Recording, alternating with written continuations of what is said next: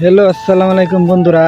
এই দেখো আমি বিকালবেলা কোথায় এসেছি ঘুরতে। এই দেখো বন্ধের মাঝখানে ধান খেতে এসেছি ঘুরতে। এই দেখো তোমাদেরকে প্রিয় একটা জায়গা, সুন্দর একটা জায়গা। সত্যি কথা বলতে আমার ভিডিওগুলো কেন যেন ভাইরাল হয় না। আর মেয়ে নিয়ে ভিডিও করতে পারি না বা অশ্লীল কোনো ভিডিও করতে পারি না, সামাজিক ভিডিও করি যে, তার জন্য আমার ভিডিওগুলো ভাইরাল হয় না। আর তোমরা যদি আমার ভিডিওতে যদি সত্যি সত্যি যদি সাপোর্ট করো, তাহলে আমি কি তোমাদের ভিডিওতে গিয়ে সাপোর্ট করি না?